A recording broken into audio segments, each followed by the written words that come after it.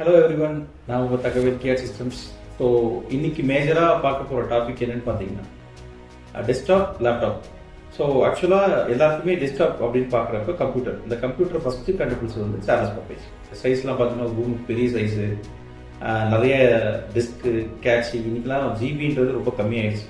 அப்போல்லாம் ஒரு NBA பார்த்தீங்கன்னா ஒரு ரூம் சைஸ்க்கு இருக்குன்னு சொல்லியிருக்காங்க. அதுக்கப்புறம் ஓவர் கம் பண்ணி இன்னைக்கு டெக்னாலஜி வந்து நம்ம கையில் கேரி போட்டு கொண்டு போகிற மாதிரி ரொம்ப ஸ்லிம் டைப்பில் அட்வான்டேஜஸ்லாம் நமக்கு வந்துருச்சு. ஸோ கம்ப்யூட்டர் வந்து சார்லஸ் பப்பேஜ் கண்டுபிடிச்சாங்க. லேப்டாப் யார் கண்டுபிடிச்சா அப்படின்னு பார்க்குறப்ப ஆஸ்போர்ன் அப்படின்ற ஒருத்தர் தான் வந்து 1981 கண்டுபிடிச்சிருக்காரு. ஸோ அது இப்போ எவ்வளோ யூஸ்ஃபுல்லாக இருக்கும் நமக்கு எல்லாருக்கும் தெரியும். ஓகே, கம்ப்யூட்டர்னா என்ன, லேப்டாப்னா என்ன, ஒரு ஜென்ரிக்காக பார்த்துடலாம். கம்ப்யூட்டர் அப்படின்னு நீங்கள் எடுத்துக்கிட்டீங்க அப்படின்னா எல்லாமே காமனாக இருக்கிறது தான் கம்ப்யூட்டர்னு சொல்லுவாங்க. டிஸ்க் அண்ட் மெமரி என்ன சேர்ந்தா கம்ப்யூட்டர். ஆக்சுவலாக அதுக்கு பேர் வந்து CPU அப்படின்னு தான் சொல்லுவாங்க. CPU, மானிட்டர், கீபோர்ட், மவுஸ் அப்படின்னு தான் சொல்லுவாங்க. ஏன் டெஸ்க்டாப் அப்படின்னு பேர் இருந்துச்சுன்னா டெஸ்க்கு மேலே வச்சிருந்தாலும் டெஸ்க்டாப் அப்படின்னு பேர் இருந்துச்சு. கம்ப்யூட்டர் அப்படின்னு எடுத்துக்கிட்டிங்கன்னா ஓவரால் ஜென்ரிக்காக இருக்கிறதா கம்ப்யூட்டர். லேப்டாப்னா நம்ம எங்கேனாலும் ஈஸியாக கேரி பண்ணலாம், லேப் மேலே வச்சு யூஸ் பண்ணிக்கலாம் அப்படின்றது தான். லேப் மேலே டாப் வச்சு யூஸ் பண்ணிக்கலான்றது தான் கன்செப்ட். ஸோ இப்போ இது ஓவர் கம் பண்ண போகிற டெக்னாலஜி ரொம்ப அட்வான்டேஜ் ஆகிடுச்சு.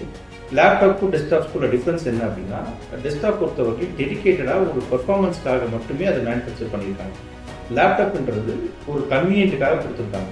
உதாரணத்துக்கு நீங்கள் எங்கேயோ எடுத்துகிட்டு போகிறீங்க, ஒரு பஸ்ஸில் கொண்டு போகிறீங்க, ட்ரெயினில் கொண்டு போகிறீங்க, இல்லைனா வந்து எங்கேயாவது உங்கள் வீட்டுக்கு ஒர்க்கிங் கொண்டு போகிறீங்க, இல்லை ஏதோ ஒரு பிளேஸ்க்கு ட்ராவல் பண்ணுறப்போ ரொம்ப ஈஸியாக இருக்கும்.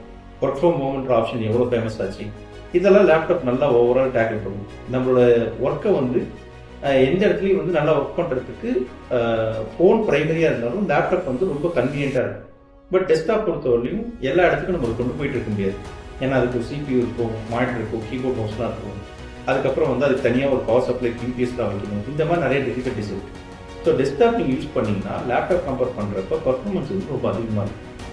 சரி, உங்களுக்கு எது கன்வீனியன்ட் அப்படின்னு பார்த்தீங்கன்னா டெஸ்க்டாப் பொறுத்தவரையிலையும் ஒரு normal i3, Dude core i3, i5, i7, i9 இந்த மாதிரி நிறைய இருக்குது.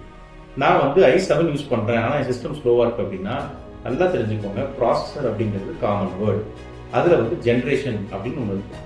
உதாரணத்துக்கு dual core 9th generation, 8th generation அப்படின்னு இருக்கும். i3 10th ஜென்ரேஷன், இன்னைக்கு 14th ஜென்ரேஷனுக்கு வந்துருச்சு. அதே மாதிரி i5, அதே மாதிரி i7, அதே மாதிரி i9, அந்த மாதிரி எல்லா இதுலையும் பண்ண முடியும். டெஸ்க்டாப் பொறுத்தவரையும் நீங்கள் ஸ்பீடப் பண்ணணும்னு நினச்சிங்க அப்படின்னா தாராளமாக பண்ணலாம். உதாரணத்துக்கு நீங்கள் ஒரு i5 4th generation laptop use பண்ணுறீங்க சார், டெஸ்க்டாப் யூஸ் பண்ணுறீங்க. இப்போ அதை வந்து அப்படியே i7 மாற்றினா தாராளமாக மாற்றணும். எப்படி மாற்றினா i7 4th ஜென்ரேஷன் ப்ராசஸர் வந்து அந்த போர்டு சப்போர்ட் ஆகும்.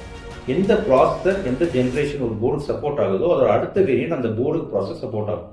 அப்படி யூஸ் பண்ணி நீங்கள் யூட்டிலைஸ் பண்ணலாம். இதுதான் டெஸ்க்டாப். லேப்டாப் பொறுத்தவரையிலையும் நீங்கள் ஒரு நார்மல் எக்ஸல் ஒர்க் பண்ண போகிறீங்க, வேர்ட் ஒர்க் பண்ண போகிறீங்க, ஒரு டேலி ஒர்க் பண்ண போறீங்க, இல்லைன்னா ஜோகோ ஒர்க் பண்ண போறீங்க அப்படின்னா தாராளமாக உங்களுக்கு ஒரு பேசிக்ஸ் லேப்டாப்பே சப்போர்ட் பண்ணும். பட் ஹையர் எண்ட் போறப்ப நீங்க கண்டிப்பா அதுக்கு எடிட்டிங் தகுந்த மாதிரி படிச்சு தான் எடுக்கணும். இது நிறைய வேரியன்ஸ் இருக்கு. அடுத்தடுத்த ஸ்லாட்ஸ்ல இதை பத்தி நாம பார்க்கலாம். கேர் சிஸ்டமோட யூடியூப் சேனலை சப்ஸ்கிரைப் பண்ணிக்கோங்க, பெல் ஐகான் பிரஸ் பண்ணிக்கோங்க, தொடர்ந்து பேஜ் ஃபாலோ பண்ணிக்கோங்க. தேங்க்யூ.